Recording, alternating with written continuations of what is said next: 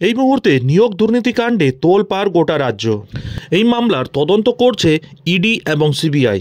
তবে এতদিন হয়ে গেলেও এই মামলার চার্জশিট গঠন করতে পারল না ইডি এবং সিবিআই। ফলে একাধিক প্রশ্নের মুখে এই দুই সংস্থা।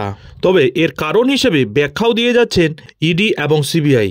অ্যাকচুয়ালি নিয়োগ দুর্নীতি মামলায় দীর্ঘদিন ধরেই রাজ্যের প্রাক্তন শিক্ষামন্ত্রী পার্থ চট্টোপাধ্যায় জেলে রয়েছেন।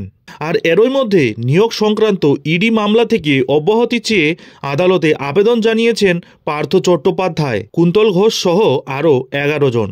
এই মামলায় চার্জ গঠনের প্রক্রিয়া চলছে, আর এরই মাঝে এই আবেদন। প্রাথমিকে নিয়োগ দুর্নীতি কাণ্ডে ইডির মামলা থেকে অব্যাহতি চেয়ে আদালতে আবেদন জানালেন এই মামলার অন্যতম অভিযুক্ত তথা বহিষ্কৃত তৃণমূল নেতা কুন্তল ঘোষ। তার পাশাপাশি এই মামলা থেকে অব্যাহতি চেয়েছেন রাজ্যের প্রাক্তন শিক্ষামন্ত্রী পার্থ চট্টোপাধ্যায়ও। শুক্রবার আদালতে মোট 11 জন ইডির মামলা থেকে অব্যাহতি চেয়ে আবেদন জানিয়েছেন। এদের মধ্যে কয়েকটি সংস্থাও রয়েছে। এই মামলায় চার্জ গঠনের প্রক্রিয়া অলরেডি শুরু করে দিয়েছে ইডি। তার মাঝেই অভিযুক্তদের অব্যাহতির আবেদনে নতুন করে তৈরি হচ্ছে জটিলতা। এ ব্যাপারে কুন্তলের আইনজীবী আদালতে একাধিক বিষয় তুলে ধরেছেন। তার বক্তব্য, কুন্তলকে গ্রেপ্তার করার পর তার ব্যাঙ্ক অ্যাকাউন্টে টাকা ঢুকেছে বলে ইডির দাবি। সেই টাকার দায় কেন তার মক্কেল নেবেন? কোথা থেকে সেই টাকা এলো, কেন এলো, ইডিকে তা তদন্ত করে দেখতে হবে। কুন্তলের আইনজীবী বলেন, আমার মক্কেলকে যে সময়ে গ্রেপ্তার করা হয়েছিল তার ব্যাঙ্ক অ্যাকাউন্টে ছিল মাত্র 3 লক্ষ টাকা, কিন্তু ইডির দাবি তার অ্যাকাউন্টে 99 লক্ষ টাকা রয়েছে। হেফাজতে থাকাকালীন কিভাবে, কোথা থেকে এই বাড়তি 96 লক্ষ টাকা তার মক্কেলের অ্যাকাউন্টে ঢুকলো? এছাড়া যে চাকরি প্রার্থীদের কাছ থেকে টাকা তোলা হয়েছে বলে ইডির দাবি, তাদের বয়ান রেকর্ড করা হয়েছে কিনা সেই প্রশ্ন তুলেছেন তিনি। ইডির চার্জশিটের বক্তব্যের অসঙ্গতি রয়েছে দাবি কুন্তলের। অভিযোগ, আগে তার বিরুদ্ধে 30 কোটি টাকা দুর্নীতির কথা বলেছিল কেন্দ্রীয় তদন্তকারী সংস্থা সিবিআই, কিন্তু নিয়োগ মামলার পঞ্চম অতিরিক্ত চার্জশিটে সেই টাকার অঙ্ক নামিয়ে আনা হয়েছে মাত্র 4 কোটিতে। কিভাবে তা সম্ভব হলো, প্রশ্ন তুলেছেন কুন্তলের আইনজীবীও।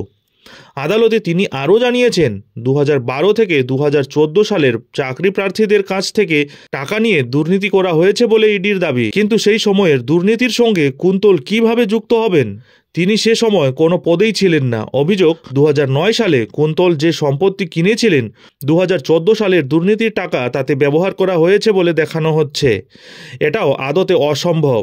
এছাড়া তার বিরুদ্ধে হাতিয়ার হিসেবে যে সমস্ত সম্পত্তির দলিল ইডি দেখিয়েছে সেখানে কুন্তলের স্বাক্ষর বা আঙুলের ছাপ নেই বলেও দাবি করছেন তার আইনজীবী। কুন্তলের অভিযোগ, তার স্ত্রী নিজের পূর্বপুরুষের জমি বিক্রি করে 24 লক্ষ টাকা দিয়ে একটি সম্পত্তি কিনেছিলেন, তাও ইডি বাজেয়াপ্ত করেছে। এই সব দিক বিবেচনা করে মামলা থেকে অব্যাহতি দেওয়া হোক আদালতে আর্জি জানিয়েছেন কুন্তল ঘোষ। ইডির বিরুদ্ধেও একাধিক গাফিলতির অভিযোগ তুলেছেন পার্থ চট্টোপাধ্যায়ও। তার আইনজীবী বিপ্লব গোস্বামী আদালতে জানিয়েছেন, ইডির অভিযোগপত্রে পার্থের নাম নেই। হাইকোর্টের এই সংক্রান্ত নির্দেশেও তার নাম নেই।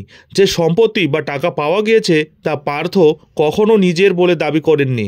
এমনকি দুর্নীতি সংক্রান্ত কোনো নথিতে পাওয়া যায়নি পার্থের স্বাক্ষর।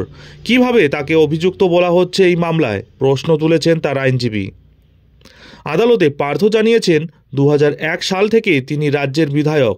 2022 সালে সে সময় তার বিরুদ্ধে ইসিআইআর করা হচ্ছে, তখনও তিনি বিধায়ক ছিলেন। নিয়ম অনুযায়ী এক্ষেত্রে তাকে অভিযুক্ত করতে গেলে রাজ্য সরকারের অনুমতি নিতে হবে, যা ইডি নেয়নি বলে অভিযোগ। এছাড়াও আদালতে পার্থ জানিয়েছিলেন, তার বাড়ি থেকে সরাসরি কোনো টাকা বা সম্পত্তির হিসাব পাওয়া যায়নি।